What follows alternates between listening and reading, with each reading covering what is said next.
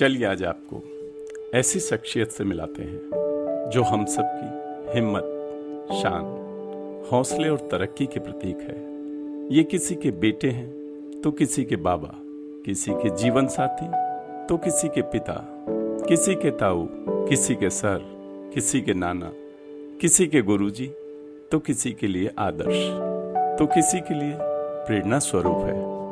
ये पिता स्वर्गीय कल्याण शाही जी के और माँ दुर्गा देवी के सबसे बड़े बेटे, हमारे बुटुलिया परिवार की रीढ़ की हड्डी, मेरे बड़े भाई साहब, वर्तमान के डॉक्टर राघव प्रकाश और अतीत के रामफूल शर्मा हैं। इन्हें वर्तमान में हम सभी बुद्धिजीवी, हिंदी के शिक्षाविद और परिष्कार कॉलेज की आत्मा के रूप में जानते हैं। इन्होंने अपनी आत्मा की जागृत अवस्था के साथ हर पल को जिया है, इसीलिए आज इस मुकाम पर पहुंचने का गौरव प्राप्त किया है। आज इनका 75वां जन्मदिन है। चलिए कुछ पलों के लिए इनके वर्तमान को छुपाकर आज आपको उन वीरान घरों, सूनी पगडंडियों, उन सूखे कुएं और मंदिरों की ओर ले चलता हूं, जहां 75 साल पहले सैकड़ों लोगों की चहलकदमी हुआ करती थी और उन सैकड़ों लोगों के बीच एक सहमा सा,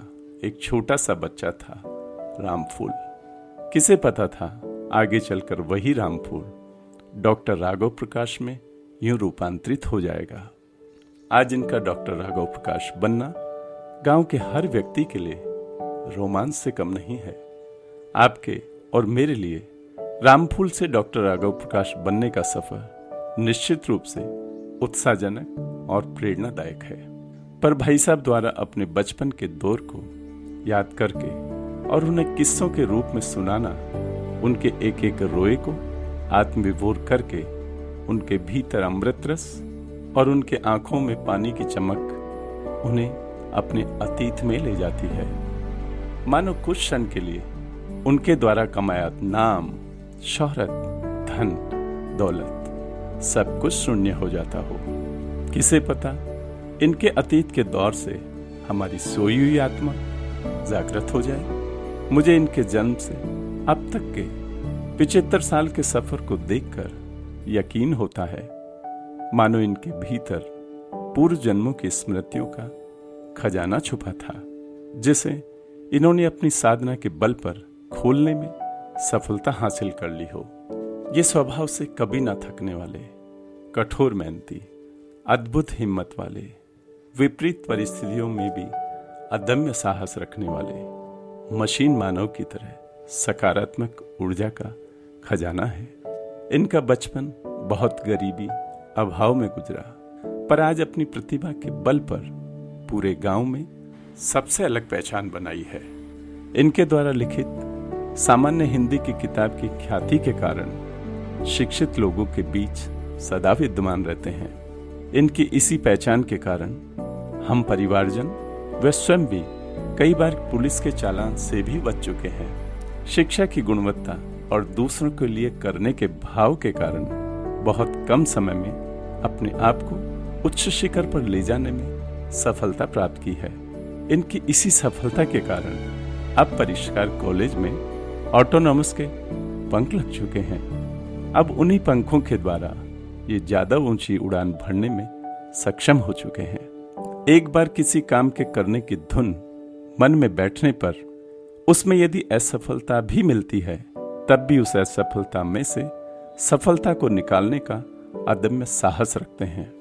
आज हम जिस दौर में जी रहे हैं वहाँ सुख सुविधाएं हम पे हावी होने लगी है, लेकिन उन सुख सुविधाओं से दूर आज आपको उस दुनिया में ले चलता हूँ जहाँ पैसा तो कम था, लेकिन खुशी, आनंद और प्रसन्नता के अपार भंडार थे।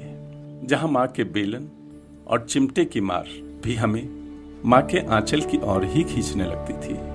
कैसे भुला सकते हैं उन लम्हों को जहां चिलम में हुक्का भरना और फिर चिलम से गुटर गुटर की आवाज निकालना चेहरे पे खिलखिलाहट ला देती थी। वो बैलों से खेतों में हल्का चलाना और थकने पर रूखी सूखी रोटी को चटनी कांदे से खाना, बैलों को चारा और पानी पिलाना। कैसे भूल सकते हैं उन यादगार पलों को जहां एक जीव का जीवन दूसरे के जीवन से जुड़ा था। उन पेड़ों, मंदिरों और कुओं को कैसे भुला सकते हैं जो 75 साल पहले भाई साहब के खेल, अटखेली, शरारत के गवाह बने थे, और उनकी स्मृतियां आज भी इन्हें ताजा करने का अदम्य साहस रखती है। कैसे भूल सकते हैं मीलों नंगे पांवों से चलना, जहां कांटे की चुभन से कहीं ज्यादा उसका निकलना सुकून देता था। गरीबी, शिक्षा और अभाव से जन्मी उस हिम्मत को जिसने भाई साहब की चेतना से उनको रूबरू कराया। माँ के उन लम्हों को जो भरी धूप में जाकर भी चने और धानी सिखवाती थी, अमृत समझकर हम सबको खिलाती थी। पिता की कठोर मेहनत, ईमानदारी और खुददारी जो आज भी भाई साहब के साथ साईं की तरह उनकी हिम्मत बनी रहती है। अपने हाथों से बनाए उस 2 कमरे के महल को कौन भुला सकता है, जो आज भी अतीत की स्मृतियों को पुनर्जीवित कर देती है। जहां बिना बिजली गहरी नींद भाई साहब को अपने आगोश में ले लेती थी। कैसे भूल सकते हैं मीलों पैदल चलकर दीपुरा से जयपुर तक आना। कौन भुला सकता है उन पाठशालाओं और गुरुजनों को जो तराश कर भाई साहब को बनाना चाहते थे हीरा।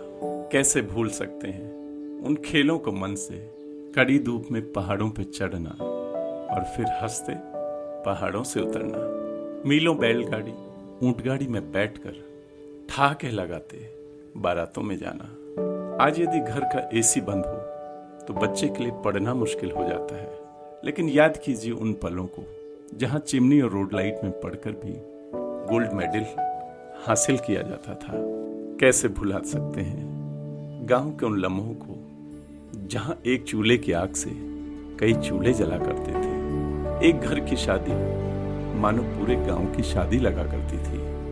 कैसे भूल सकते हैं गांव के उन पलों को, उन पगडंडियों को जहां कभी भाई साहब सर पर दौड़ा करते थे। कैसे भूल सकते हैं उस छोटे से कमरे को जहां भाई साहब ने कभी जन्म लिया था, जो आज भी अपने अस्तित्व को बचाए रखने का संघर्ष कर रहा है। क्यों न आंखें नम होगी, आखिर जन्म तो एक ही बार होता है। किसे पता अगला जन्म किन के बीच कहाँ हो।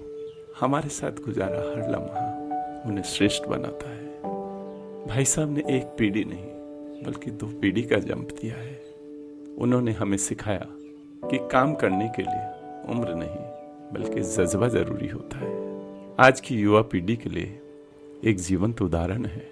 कौन कहता है गरीबी और अभाव हमें विकसित नहीं करती, कि सच यह है कि अभाव ही सचमुच हमें विकसित करते हैं और संपन्नता हमें पतन की ओर ले जाती है। हम किताबों के पढ़ने के कीड़े तो बन सकते हैं, लेकिन जिस तरह भाई साहब ने अपना सर्वांगीण विकास किया वो आज के इस युग में लगभग असंभव सा प्रतीत होता है। अंत में भाई साहब आपको मेरी ओर से वंदन। आपके 75 सालों के अनुभव के बाद आया यह स्वर्णिम जन्मदिन निश्चित रूप से इंसान की चेतना के विकास और धन की अस्थिरता को बयां करता है।